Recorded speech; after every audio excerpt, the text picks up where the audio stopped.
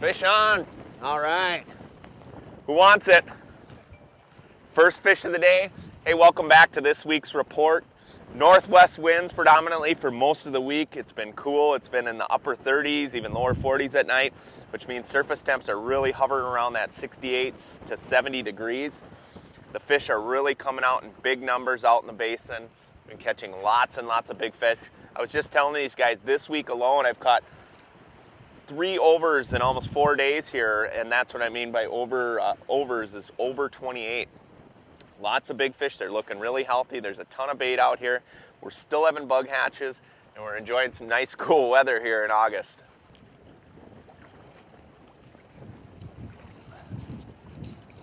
Nice fish.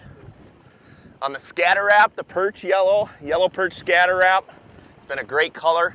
We're catching a lot of the fish on 4 colors, especially on these windy days, on overcast days. As soon as it gets calm, flat, calm, and sunny, it seems like the fish start to rise, especially with all these bug hatches. But today it's windy, cold front conditions. A lot of the fish are low, and the yellow perch scatter wrap has been a great bait for down low.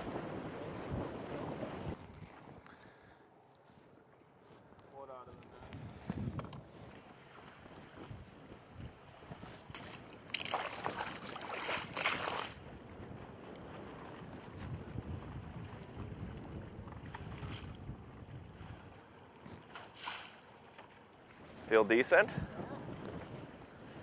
Oh, we had quite the try spell here. We've been running around. It's been hard to run around in the wind here.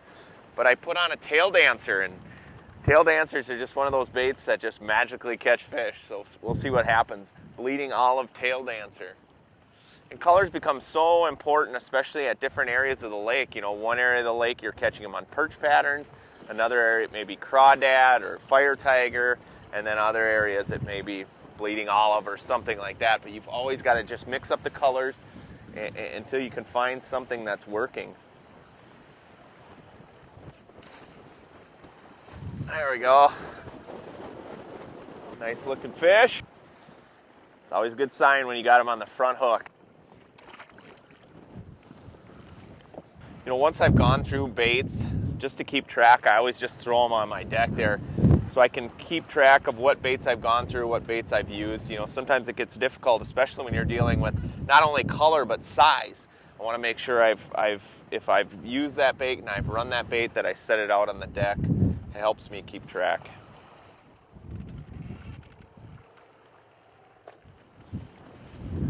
That was cool.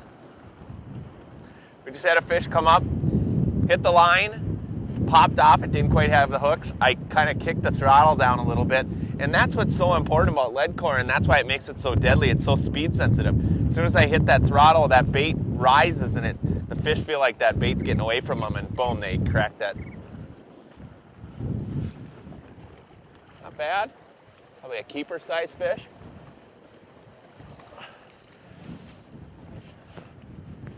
Another one on tail dancer.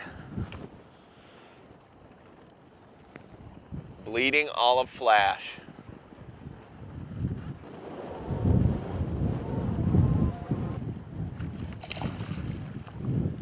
You know, for most of this week, that storm smash shad in the blue and pink tiger, and then also the scatter wrap have been my go-to baits.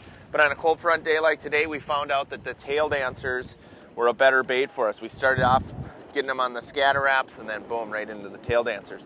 And going through those baits, whether you're going from section to section on the lake or just from day to day, it can change out here. And if you're changing them up, mixing up not only your colors but your size, you're going to put more fish in the boat. Hey, until next week, I'm Tony Roach, and we'll see you on the water.